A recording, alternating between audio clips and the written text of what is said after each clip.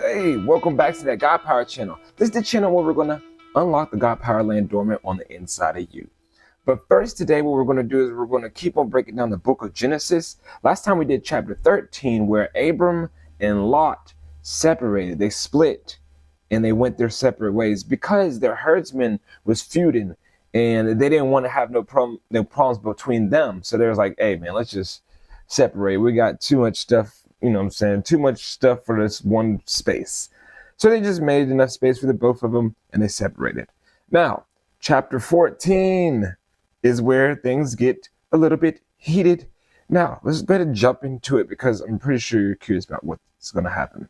And we're going to make this easy because if you read it, this may be a tougher read. But when we talk about it, we'll make it easy. So about this time, a war broke out in that region. King Amraphel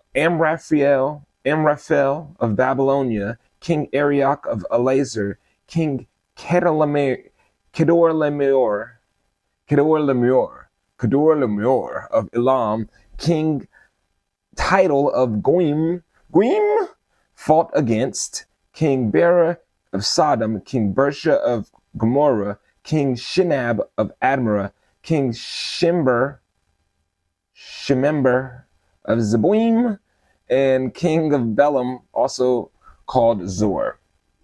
So let's really quick. Let's forget. We don't have to forget it. Just remember these two teams, right? We're going to call it Team A and Team B. Team A is with King Kedorlaomer, right? King K. So King K, Team A. Bet. Team B is with Sodom, Gomorrah. So that's Bersha. I don't know who's the leader of Team B. Who we'll give it to the king of Sodom. So Bera.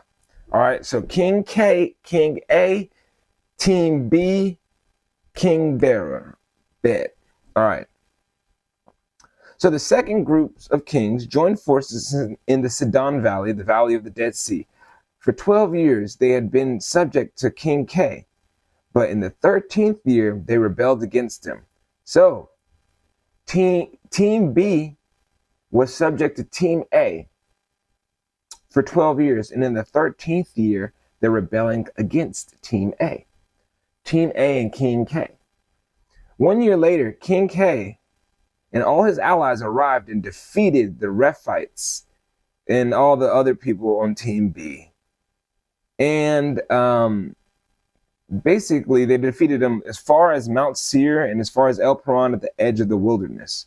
Then they turned back and they came to En Mishpat, Kadesh is what we would call it today, and conquered all the territory of the Amalekites and the Amorites living in the Hazor Tamar.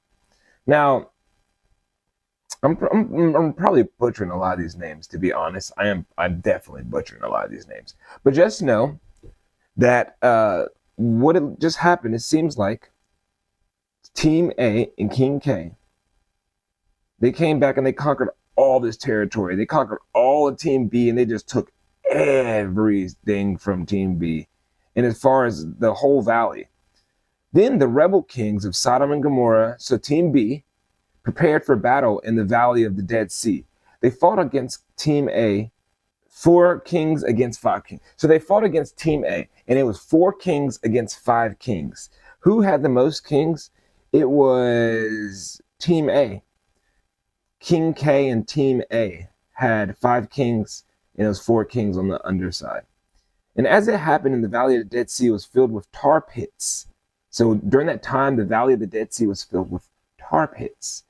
And as the army of the kings of Team B fled, some fell into the tar pits, while the rest escaped into the mountains.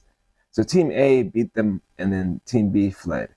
The victorious invaders then plundered Sodom and Gomorrah and headed home, taking with them all the spoils of war and the food and supplies. They also captured Lot. So this is where Lot enters into the story, y'all. So, or this story. But Lot got captured by Team A, King K and Team A. And that was, of course, we know that's Abram's nephew who lived in Sodom because that's the area that he chose. And they carried off everything that he owned. And remember, Lot is mad wealthy. So when the King K and Team A captured Lot, they just got a big old come up. But one of Lot's men escaped and reported everything to Abram, the Hebrew who was living near the oak grove belonging to Marm, the Amorite. Now, so that this proves what I said last time. They're not that far away where somebody can escape and then go tell Abram in a timely manner. So Abram is now like alerted that his nephew just got kidnapped, bro. Now Marm, the place where Abram is staying at, or the people that he's staying with, and his relatives, Eshcol and Aner, were Abram's allies. So Abram has some people that he's kicking it with out here in his side of the land. When Abram heard this news about his nephew Lot, that he'd been captured, he mobilized 318 trained men who had been born into his household. Not only was Abram wealthy, a leader, he has a wife, so he's a father, a husband.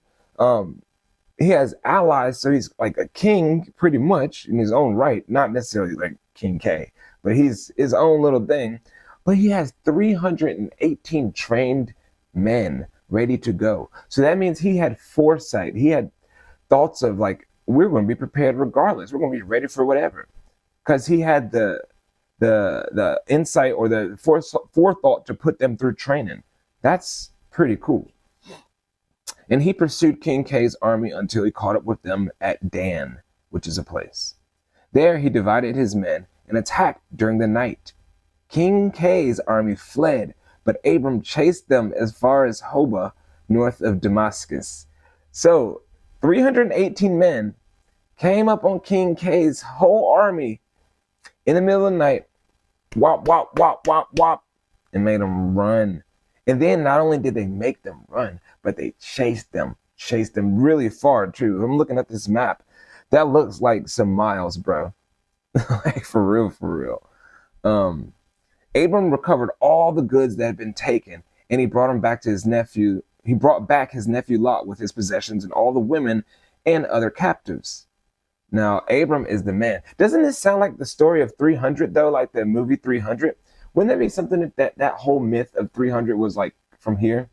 He had 318 men, and he came up on a king's army, King K's army, and then they won. But anyways, after Abram returned from his victory over King K and all his allies, the kings of Sodom, so Team B, or the king of Sodom, so not all of Team B, just the king of Sodom, which is the leader that we chose, King B, he went out to meet him in the valley of Shiva, the king's valley.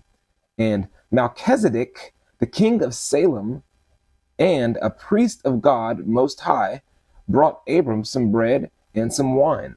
Melchizedek blessed Abram with this blessing. He was like, "Blessed be Abram by the Most High God, or by God Most High, creator of heaven and earth. And blessed be God Most High, who has defeated your enemies for you." So this guy Melchizedek, he just came out of the blue. Like, he doesn't have much of a backstory here. But when I looked him up, he is so the historical context of him, like, people are like, he's like he did pretty crazy acts back then. He's revered as, and this is all alleged, he's revered as like a godly figure, like not Jesus, but likened unto a Jesus type archetype. He was doing miracles and whatever. He was a priest. Or some other scholars think that Melchizedek, this guy right here, is Jesus in the flesh. So I don't know which one to agree with, but I think he is somebody important if he just blessed Abram like that and he's like the priest, or he's somebody important. But then Abram gave Melchizedek 1/10 of all of his goods he recovered. Doesn't that sound like tithes? 1/10. The king of Sodom said to Abram, "Hey, give back my people who were captured, but you may keep for yourself all the goods you've recovered." And then Abram replied to the king of Sodom, King B, "I solemnly swear to the Lord, God Most High, creator of heaven and earth, that I will not take so much as a single thread or sandal thong from what belongs to you. Otherwise, you might say, I'm the one who made Abram rich. I will accept only what my young warriors have already eaten, and I will request that you give fair share of the goods to all my allies, Aner, Eshol, and Marm. Now, Abram is the man for that. And that should teach you something about how to be a boss, dog. Because, listen, they were like, look, man, you could keep anything that's it. And he was like, bro, no, I'm not keeping nothing from you, because then in the future, you're going to have leverage over me trying to say, oh, no, I'm the reason that Abram got rich. And you're going to take the glory away from God. Abram. Now, that's why I see Abram is strong. But this is the end of chapter 14. Hope you learned something from it. I hope you got something from it. Next time, we're going to break down chapter 15, and we're going to see what happens, because the story keeps on going. So I will holler at you on the next one. Just remember that you got that God power. On your heart, tugging on your